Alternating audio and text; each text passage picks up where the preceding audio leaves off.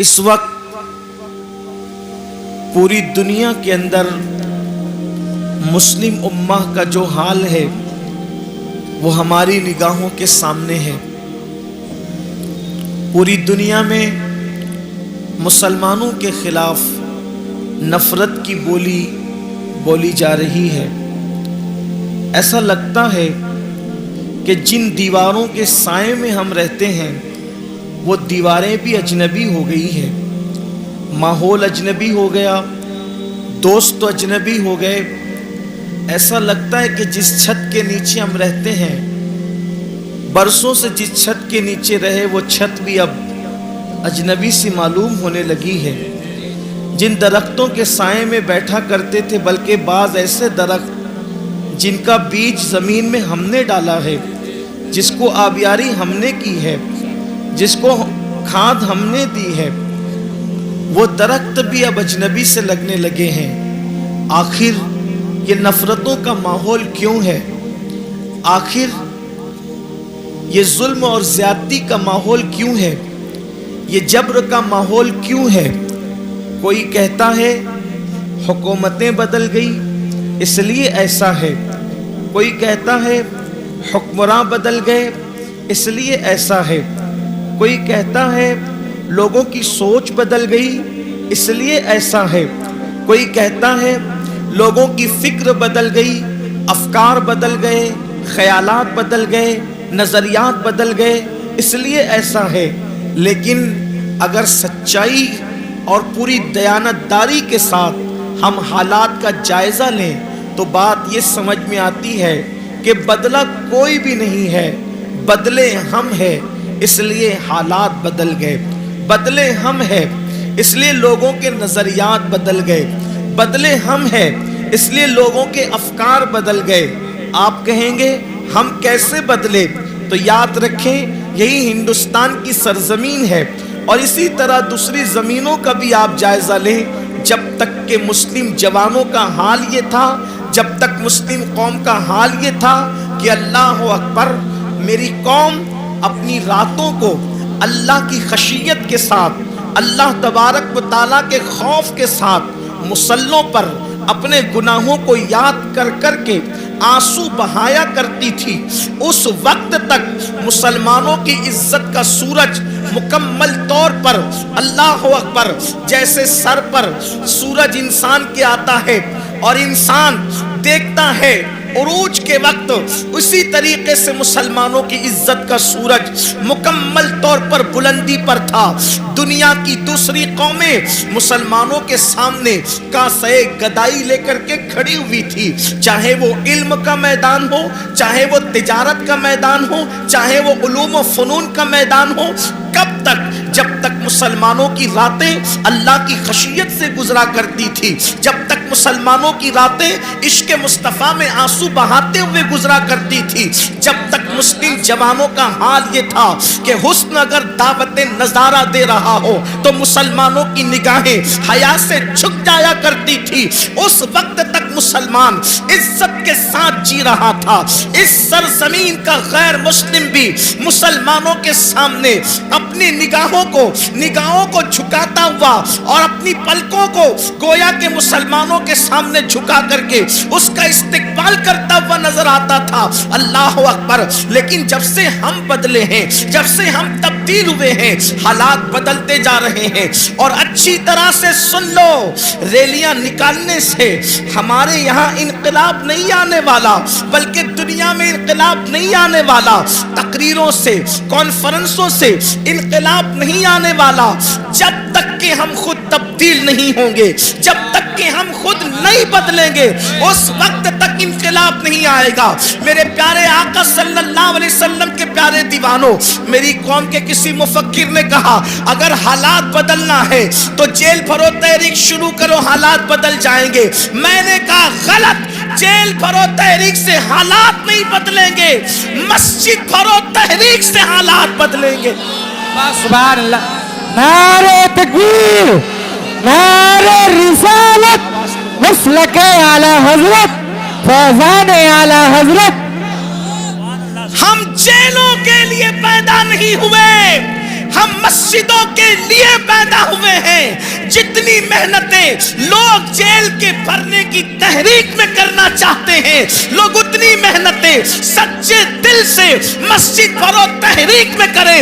اللہ کی عزت کی قسم، جتنی تعداد میں مسلمان فجر کی نماز میں پہنچتا ہے، اتنی تعداد میں مسلمان، جتنی تعداد میں مسلمان جمعہ کی نماز میں پہنچتا ہے، اتنی تعداد میں اگر مسلمان فجر کی نماز میں پہنچے گا تو انشاءاللہ پھر دیکھنا کیسا انقلاب آتا ہے۔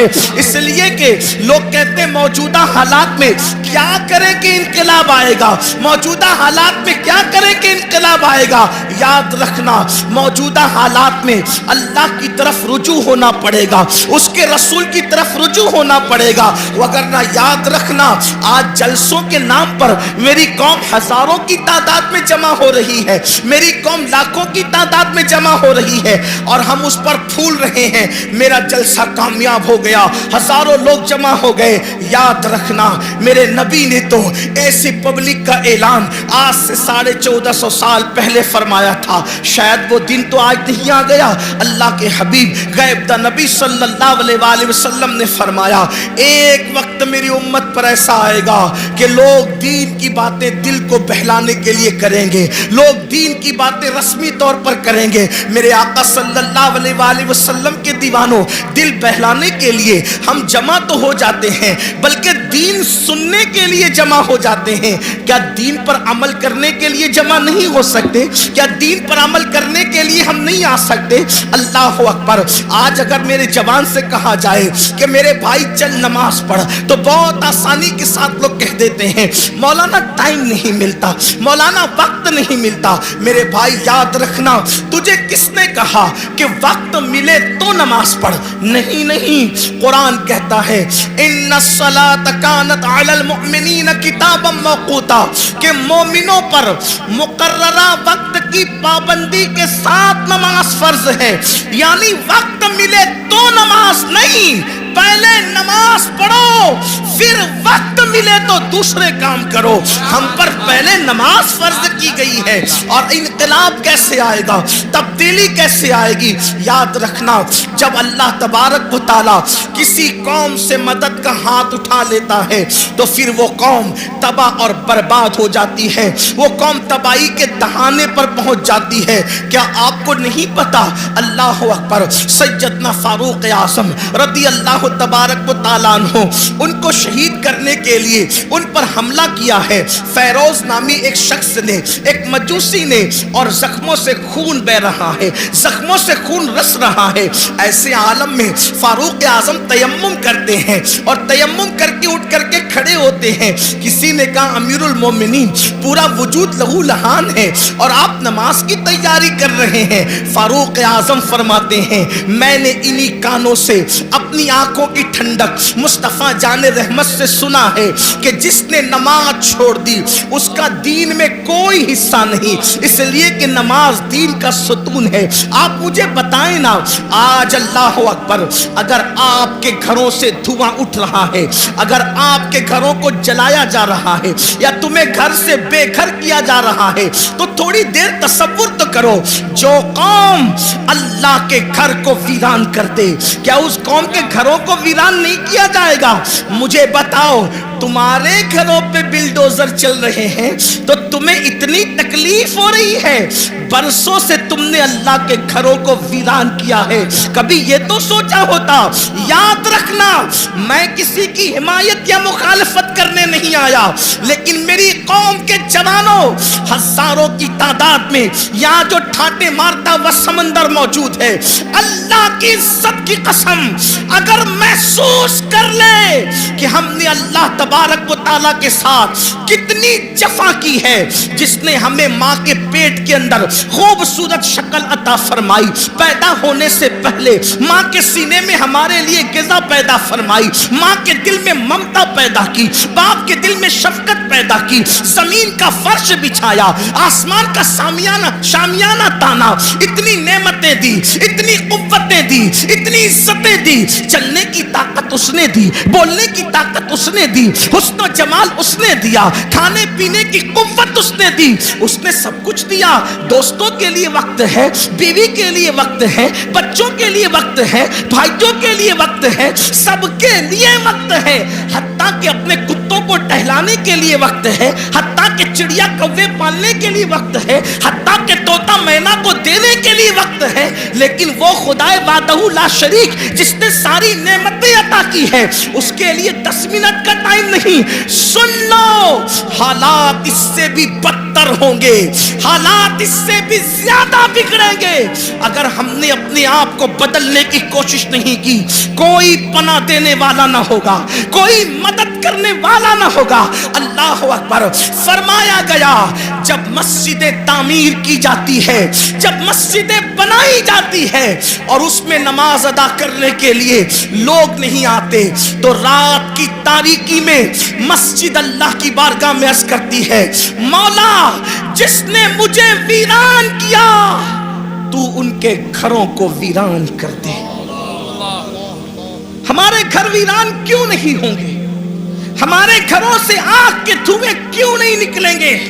ہمارے گھروں کو زمین بوس کیوں نہیں کیا جائے گا؟ اس لیے کہ ہم نے برسوں سے اللہ کے گھروں کو ویران کر دیا. جمعہ کی 2 رکعت کے سوا ہمارے نامہ اعمال میں ہے کیا؟ ایک جمعہ کی 2 رکعت. مسلمانوں کی 95% آبادی نماز کے لیے نہیں. رمضان المبارک کا حال یہ ہے, تراویح سے لوگ غائب. اتنی رکعتیں مولانا کیسے پڑھیں گے؟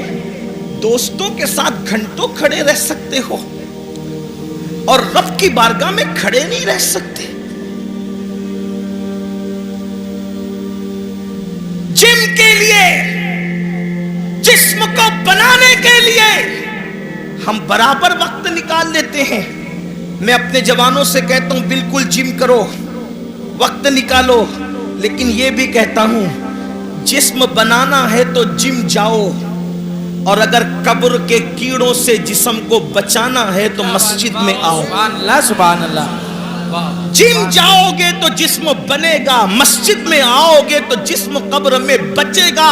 ہاں ہاں, ایسے بھی لوگ ہیں, ایسے بھی لوگ ہیں کہ جن لوگوں کے کفن کو بھی مٹی نے میلا نہیں کیا, ان کے کفن بھی محفوظ